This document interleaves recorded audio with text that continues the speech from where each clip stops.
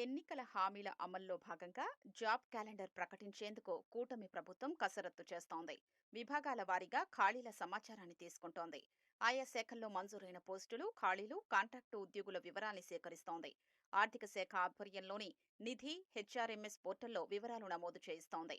ఇప్పటికే కొన్ని విభాగాలు వివరాల్ని ఆన్లైన్లో నమోదు చేయగా మరికొన్ని ప్రాసెస్లో ఉన్నాయి. మంజూరు పోస్టులు, ఖాళీల వివరాల్ని పోర్టల్లో పెట్టారు. వీటిని ఆయా విభాగాధిపతులు నిర్ధారించాల్సి ఉంది. ప్రాథమిక సమాచారం మేరకు అన్ని శాఖల్లో కలిపి 30% వరకు ఖాళీలు ఉండగా వీటిలో కొన్ని పోస్టుల్లో కాంట్రాక్టు ఉద్యోగులు పనిచేస్తున్నారు. ఇప్పటి వరకు 157 విభాగాలు మంజూరు పోస్టులు, ఖాళీల వివరాల్ని నిర్ధారించాయి. దీని ప్రకారం నేరుగా నియామకాలకు వచ్చే ఖాళీలు 99,000 వరకు ఉండనున్నాయి.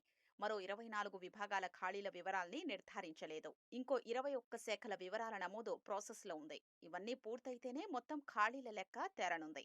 నేరుగా నియామకాలకొచ్చే వాటిని నిరుద్యోగ యువతతో భర్తీ చేయనుండగా నిబంధనల ప్రకారం కొన్ని పోస్టుల్ని ఇన్ సర్వీసు పదోన్నతులతో నింపుతారు.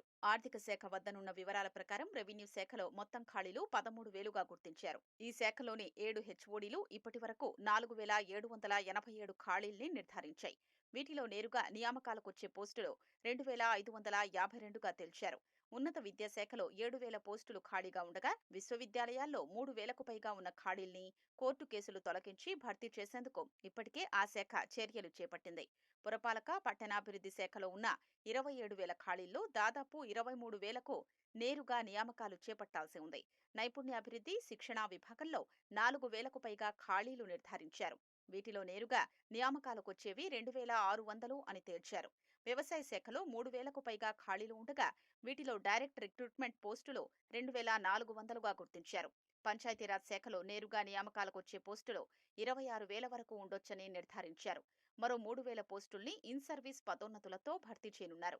మహిళా, శిశు, విభిన్న ప్రతిభావంతులు, సీనియర్ సిటిజన్స్ విభాగంలో 2,400 ఖాళీలు ఉన్నాయి. వీటిలో నేరుగా నియామకాలకొచ్చే పోస్టులు 1,820గా గుర్తించారు. పాఠశాల విద్యాశాఖతో సహా కలిపి 24 విభాగాలు మంజూరు పోస్టులు, ఖాళీల వివరాల్ని నిర్ధారించలేదు. పాఠశాల విద్యలో బోధన, బోధనేతర అన్ని రకాల ఖాళీలు కలిపి 30,000 వరకు ఉండొచ్చని ప్రాథమిక అంచనా వేశారు. ప్రజారోగ్యం, కుటుంబ సంక్షేమ విభాగంలో నేరుగా నియామకాలకొచ్చే పోస్టులు 10,000 వరకు ఉండనున్నాయి.